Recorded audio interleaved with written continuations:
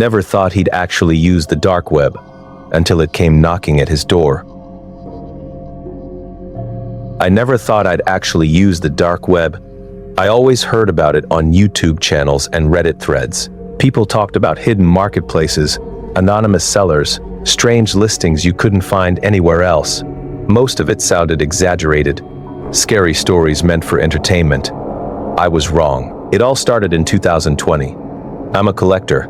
Vintage electronics, rare gadgets, discontinued tech. Phones, old cameras, game consoles.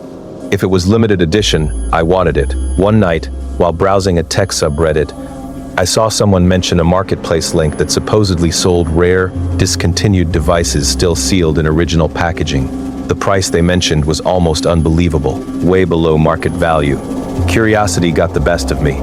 I downloaded Tor just to look. That's what I told myself, just to look.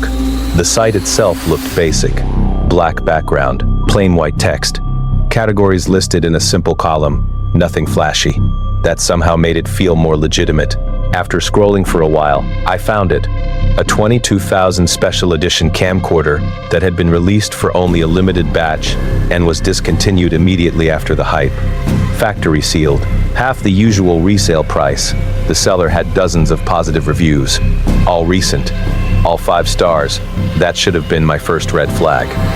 But I ignored it. I made a small crypto payment, not a huge amount, but enough to matter.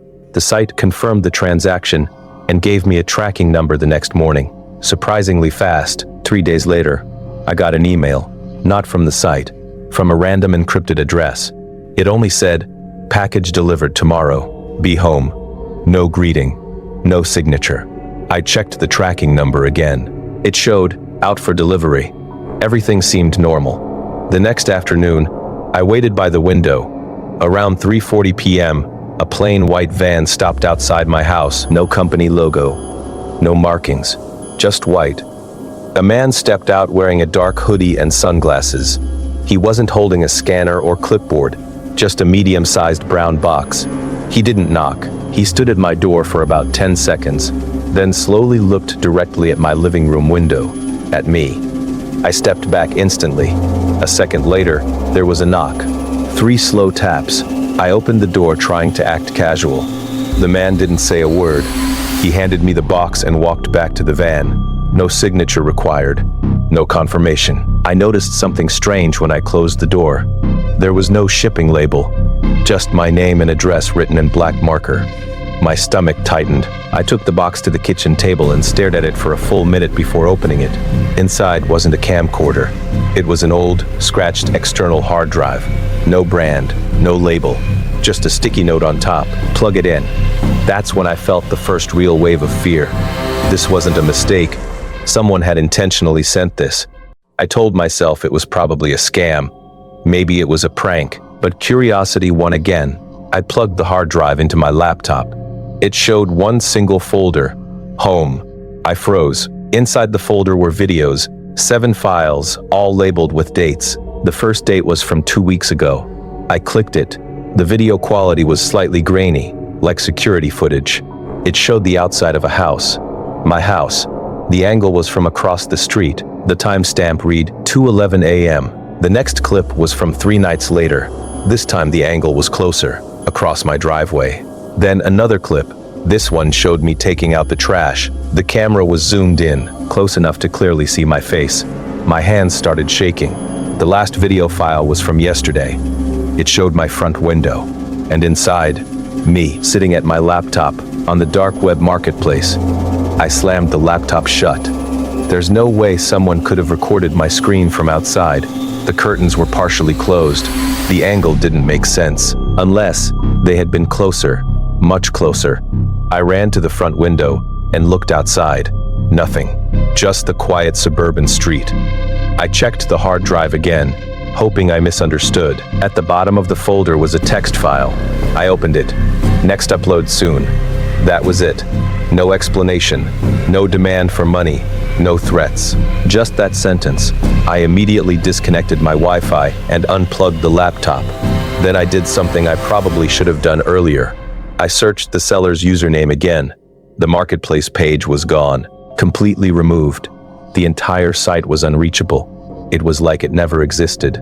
That night, I couldn't sleep. Every car that passed felt suspicious. Every small sound outside made my heart race. Around 1:30 a.m., I heard something. A faint crunch, like someone stepping on gravel. My driveway. I slowly moved toward the window but didn't turn on any lights. I peeked through the blinds. There was a figure standing near the sidewalk, completely still, watching the house. I couldn't see the face clearly, but I recognized the hoodie. Same as the delivery driver. I grabbed my phone to call the police. When I looked back up, he was gone. The police came within 10 minutes. They searched the area but found nothing. No van, no person, no evidence of anyone being there. I showed them the hard drive. They took it for investigation. 2 days later, they called me. They couldn't trace the origin. The files had been copied multiple times. Metadata wiped clean. No fingerprints on the device. Untraceable. The officer told me something that still bothers me. He said, "This doesn't look like someone trying to rob you." I asked what he meant. He said, "Usually criminals want something. Money, access, information. This looks like someone who just wants you to know they're watching." That sentence hasn't left my head since. I installed cameras around my house the next week. Extra locks, motion lights. For a month, nothing happened. Then one night, I got a notification from my new security app. Motion detected. Front yard. I opened the live feed. There was no one there, but taped to my mailbox was a small black USB drive. I didn't go outside. I called the police again. When they arrived, the USB was gone.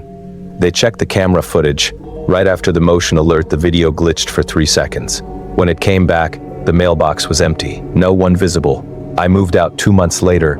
Different city, different state, new house, new job. I thought that was the end of it. Until last week, I got an email from an unknown encrypted address. No subject line, just one attachment. A screenshot.